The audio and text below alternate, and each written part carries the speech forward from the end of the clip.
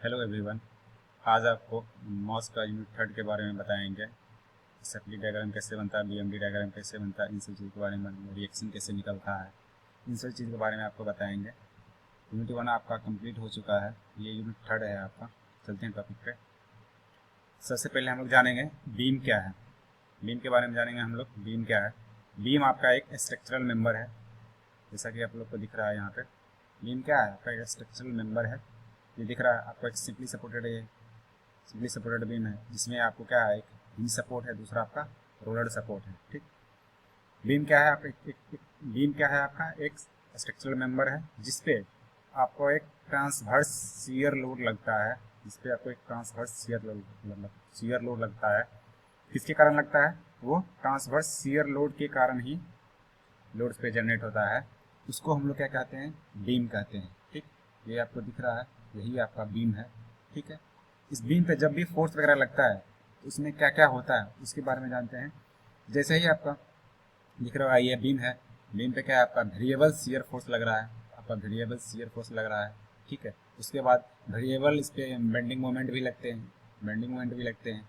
ठीक है। Variable shear force के कारण इसमें हम लोग इसका शियर फोर्स डायग्राम बनाते हैं। वेरिएबल बेंडिंग मोमेंट के कारण इस पे हम लोग इसका बेंडिंग मोमेंट बनाते हैं। ठीक है। चलते हैं अगले टॉपिक पे। अब आपका है types of support. Types of support आपके तीन तरह के सपोर्ट होते हैं। पहला आपका हिंज सपोर्ट है, दूसरा आपका रोलर सपोर्ट है, तीसरा आपका फिक्स सपोर्ट है। हिंज सपोर्ट में दो रिएक्शन होते हैं। ये आपको दिख रहा है, ये आपका जो है, ये आपका हिंज सपोर्ट है, ये आपका हिंज सपोर्ट है। ठीक है। ये आपका हिंज सपोर्ट है, दिख रहा है आपको। हिंज सपोर्ट में क्या होता है? जैसे ही इस पर मान लो कि लोड लग रहा है, इस पर लोड लग रहा है, तो इसमें वर्टिकल रेसिस्ट कर लेता है।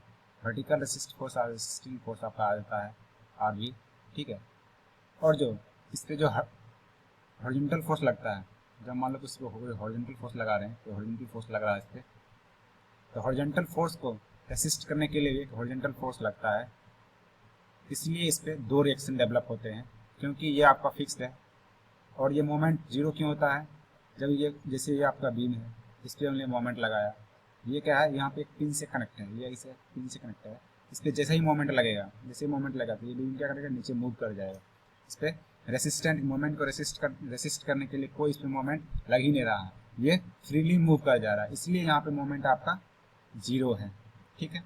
तो हिंज सपोर्ट में आपका दो रिएक्शन होगा और मोमेंट आपका जीरो होगा। ठीक। अब आते हैं रोलर सपोर्ट पे। रोलर सपोर्ट क्या होता है? रोलर सपोर्ट पे सिर्फ एक रिएक्शन होता है। ये आपका कुछ इस टाइप का सपोर्ट है, ये कुछ इस टाइप का सपोर्ट है रोलर सपोर्ट। इसमें व्हील लगे रहते हैं, ये आपका फिक्स्ड है। इस पर रोलर सपोर्ट में क्या आता है? इस पर व्हील लगा रहता है। जैसे ही इस पर हम वर्टिकल लोड लगते हैं, वर्टिकल लोड लगाते हैं इस बीम पे, मान लीजिए क्या होता है, रेसिस्ट करने के लिए आपको एक रिएक्शन डेवलप हो जाता है, जिसको हम लोग वर्टिकल रिएक्शन बोलते हैं। ठीक है। ये आपका क्या करता है, वर्टिकल लोड को रेसिस्ट कर लेता है।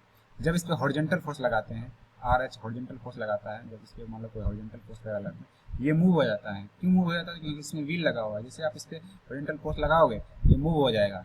इसीलिए इसमें कोई रेसिस्टेंस फोर्स, हॉरिजॉन्टल कोई रेसिस्टेंस फोर्स नहीं मिलता है, इसलिए आपका आर जो है वो जीरो हो जाता है। और जो मोमेंट होता है, मोमेंट भी इस पर जीरो होता है। मोमेंट जीरो क्यों होता है? जिसपे इस पे मोमेंट लगाओगे, ये बीम क्या होगा आपका, मूव कर जाएगा, ये मूव कर जाएगा, ये ऐसी बीम हो जाएगा।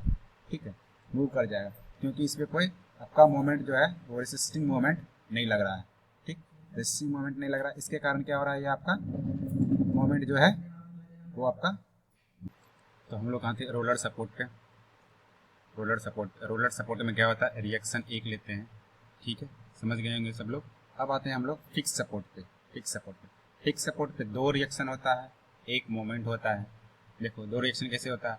फिक्स सपोर्ट है ये आपका, ठीक है, इसमें आपका एक वर्टिकल रेसिस्टेंस लगेगा, आपका हॉरिजॉन्टल रेसिस्टेंस भी लगा, और आपका एक मोमेंट भी लगेगा। ये पूरा फिक्स्ड है, ये पूरा आपका फिक्स्ड है, ये पूरा फिक्स्ड है। इस पर कोई भी लोड लगाएंगे तो ये मूव नहीं करेगा। जैसे मोमेंट भी इस पर लग रहा है, जैसे मोमेंट लग रहा है, तो ये बीम आपका मूव नहीं करेगा, ये एज इट इज रहेगा। ठीक है, क्योंकि इसमें एक रेसिस्टिंग मोमेंट लग रहा है, रेसिस्टिंग मोमेंट लग रहा है।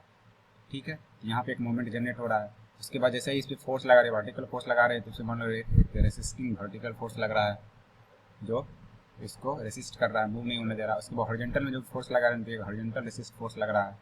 ठीक है, तो कहने का मतलब फिक्स सपोर्ट में आपका 2 रिएक्शन आएगा और एक आपका मोमेंट आएगा। ठीक है, सब लोग समझ गए। काफ़ी ज़्यादा इंपॉर्टेंट है ये, 1 नंबर में पूछ सकता है आपको। हिंज सपोर्ट में कितने रिएक्शन होते हैं? 2 रिएक्शन होते हैं। रोलर सपोर्ट में कितने रिएक्शन होते हैं? 1 रिएक्शन होते हैं। फिक्स सपोर्ट में कितने रिएक्शन होते हैं? 2 रिएक्शन और आपका एक मोमेंट होता है। ठीक है, चलते हैं हम अब अगले टॉपिक पे। अब आपका है types of load. Types of load, ठीक है, लोड कितने तरह के, कितने प्रकार के होते हैं लोड, उनके बारे में जानेंगे हम लोग। सबसे पहला आपका लोड है कंसंट्रेटेड या पॉइंट लोड। सबसे पहले आपका है कंसंट्रेटेड एंड पॉइंट लोड। ठीक है, डायग्राम में दिख रहा है आपका एक सिंपल सपोर्टेड बीम है, सिंपल सपोर्टेड बीम है। ठीक है, उस पर क्या लगा है? एक लोड लग रहा है, सिर्फ एक पॉइंट लोड लग रहा है, एक पॉइंट पे लग रहा है। डेफिनेशन लिखा है load that act over A point और वेरी स्मॉल एरिया, मतलब बहुत कम एरिया, बहुत छोटे से एरिया पे लग रहा है, स्मॉल लग रहा है, पॉइंट लोड लग रहा है। इसको हम लोग क्या कहते हैं? कंसंट्रेटेड या पॉइंट लोड। कहने का मतलब क्या हुआ? ये बीम है, सिर्फ एक लोड किसी एक पॉइंट पे लगेगा, किसी एक पॉइंट पे लगेगा, उसको हम लोग क्या बोलेंगे? पॉइंट लोड बोलेंगे या कंसंट्रेटेड पॉइंट लोड बोलेंगे। ठीक है, समझ रहे हैं? अब आता है आपका uniform distributed load. Uniform word से ही पता है कि समान लोड जो है एकदम समान आपका डिस्ट्रीब्यूटेड है। ठीक है, फैला हुआ है। ये आपका बीम है, ये आपका सिंपल सपोर्टेड बीम है, सिंपल सपोर्टेड बीम है। इस पे लोड लग रहा है, यूनिफॉर्म लोड लग रहा है। कहने का मतलब ये 20 न्यूटन का लग रहा है इस पे, फोर्स तो यहाँ भी 20 का ही लग रहा है, यहाँ भी 20 का लग रहा है, यहाँ पे 20 लग। कहने का मतलब थ्रू दी लेंथ आउट पूरा लोड आपका सेम है। ठीक है, सेम लोड लग रहा है। ठीक है, मान लो इसका लेंथ L है, पूरे बीम का लेंथ L है। अगर हम टोटल लोड निकालते हैं, जैसे मतलब इसका लोड दिया हुआ है, आपको क्वेश्चन दिया रहेगा कि ये बीम है, ये आपका बीम है, इस बीम पे जो है आपका यूडीएल आपका लग रहा है W न्यूटन पर मीटर। ठीक है, W न्यूटन पर मीटर लग रहा है। जब हम टोटल लोड निकालेंगे, टोटल लोड निकालेंगे पूरे लेंथ से हम इसको मल्टीप्लाई कर देंगे, तो ये आपका टोटल लोड आएगा। पूरे लेंथ से मल्टीप्लाई क्यों करेंगे? क्योंकि यहाँ पे दिया हुआ W न्यूटन पर मीटर लग रहा है, मतलब 1 मीटर में, 1 मीटर लेंथ में, 1 मीटर लेंथ में आपका कितना लोड लग रहा है? W Newton. तो टोटल लेंथ कितना है? L लेंथ है। टोटल लेंथ को हम मल्टीप्लाई कर देंगे लोड से, वो आपका टोटल लोड आ जाएगा। ठीक है, जब भी न्यूमेरिकल बनाएंगे तो हम लोग इसका यूज करेंगे काफ़ी ज़्यादा, तो आप लोग को ध्यान रखना है। ठीक है, जब भी हम लोग यूडीएल यूज करते हैं उसमें हम लोग टोटल लोड लेते हैं। ठीक, चलते हैं फिर नेक्स्ट टॉपिक पे। आपका है टाइप्स ऑफ लोडिंग में तीसरा आपका आता है यूनिफॉर्मली वेरिंग लोड। इसको हम लोग शॉर्ट में यूवीएल बोलते हैं। यूनिफॉर्म वेरिंग लोड का मतलब क्या है? किसी एक पॉइंट पे मान लो यहाँ पे 5 किलोमीटर लग रहा है, 5 किलोमीटर लग रहा है, इस पॉइंट पे मान लो 10 लग रहा है, इस पे 15 लग रहा है, इस पे 20 लग रहा है, इस पे 25 लग रहा है। कहने का मतलब आपका लोड बढ़ रहा है। ठीक है, किसी भी पॉइंट पे आपका लोड, जैसे मान लो इस पॉइंट पे 5 था, इस पे 10 आ गया, इस पे 15 आ गया, कहने का मतलब लोड आपका धीरे धीरे बढ़ रहा है। ठीक है, तो इस टाइप के लोड को हम लोग कहते हैं यूनिफॉर्मली वेरिंग लोड कहते हैं। ठीक है, इसका हम लोग जो टोटल लोड निकालेंगे, जो W निकालेंगे, टोटल लोड जो निकालेंगे हम लोग, टोटल लोड वो जो क्या है, जैसे मान लो कि यहाँ पे 5 था, यहाँ पे 10 था, यहाँ पे 15 था, यहाँ पे 20, इसी तरह 30 है। क्या एक ट्रेंगल का फॉर्म जनरेट हो रहा है, एक ट्रेंगल फॉर्म जनरेट हो रहा है, एक ट्रेंगल जनरेट हो रहा है, बढ़ते जा रहा है, बढ़ते जा रहा है, बढ़ते। ये क्या है? ये तो पूरा आपका टोटल लोड ही है ना, टोटल लोड ही है, टोटल लोड ही है ये आपका।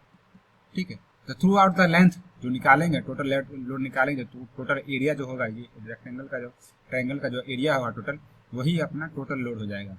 ट्रायंगल का जो टोटल एरिया होगा वही आपका टोटल लोड हो जाएगा। ट्रायंगल का एरिया क्या होगा? 1/2 इंटू बेस इंटू हाइट होता है, W इंटू L।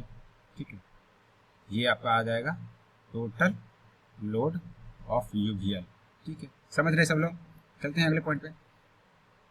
अब आपका है लोडिंग में आप एक पॉइंट आपका आता है कंसंट्रेटेड मोमेंट। कंसंट्रेटेड मोमेंट, ठीक है, पहले तो आपका था एक कंसंट्रेटेड लोड था। उसमें क्या था? ये आपका बीम था, ये आपका बीम था, सिंपली सपोर्टेड बीम था, मान लो सिंपली सपोर्टेड बीम था। ठीक है, इसमें क्या था? किसी एक पॉइंट पे अगर लोड लग रहा था उसको हम लोग पॉइंट लोड या कंसंट्रेटेड लोड कहते हैं। उसी तरह किसी एक पॉइंट पे मोमेंट लग रहा है, किसी एक पॉइंट पे मोमेंट लग रहा है, जैसे यहाँ पे दिख रहा है एक पॉइंट पे मोमेंट लग रहा है, इसको हम लोग क्या बोलेंगे? कंसंट्रेटेड मोमेंट बोलेंगे। डेफिनेशन में लिखा गया है a moment at a point is called as concentrated moment. Moment लिखा हुआ है, a moment at a point is called as concentrated moment. किसी एक पॉइंट पे मोमेंट लग रहा है तो उसको हम लोग कंसंट्रेटेड मोमेंट कहते हैं। इसी तरह आपका यूनिफॉर्मली डिस्ट्रीब्यूटेड मोमेंट, यूडीएम जिसको बोलते हैं। यूडीएम कहने का मतलब जैसे यूडीएल में क्या होता था, यूडीएल में क्या होता था, ये आपका बीम है, ये आपका बीम था यहाँ पे, ये आपका बीम था यहाँ पे, ठीक है। इस पे क्या था, एक समान लोड हर एक जगह लग रहा था, एक समान लोड हर एक जगह, हर एक पॉइंट पे सेम लोड लग रहा था। इस टाइप के लोड को हम लोग क्या कहते थे, यूनिफॉर्म डिस्ट्रीब्यूटेड लोड कहते थे। अब क्या है, यूनिफॉर्म डिस्ट्रीब्यूटेड मोमेंट उसी तरह का है, जब आपका मोमेंट, जब इस बीम पे पूरा मोमेंट सेम मोमेंट, हर एक पॉइंट पे सेम मोमेंट लग रहा है, सेम मोमेंट लग रहा है, उसको हम लोग क्या बोलेंगे, यूनिफॉर्म डिस्ट्रीब्यूटेड मोमेंट बोलेंगे। जब हम कैलकुलेट करेंगे, जब इसको हम कैलकुलेट करेंगे तो इसमें हम लोग टोटल मोमेंट कैलकुलेट करेंगे। टोटल हम लोग यहाँ पे लोड कैसे कैलकुलेट, W/2 मल्टीप्लाई कर देते हैं टोटल लोड से, ठीक है। इसी तरह यहाँ पर टोटल मोमेंट जो कैलकुलेट करेंगे वो आपका क्या है, M/L आ जाएगा। टोटल लेंथ से मल्टीप्लाई कर देंगे मोमेंट का, तो वो आपका टोटल मोमेंट आ जाएगा, ठीक है। चलते हैं नेक्स्ट टॉपिक पे। अब आपका है बीम के बारे में जानना है, ठीक है।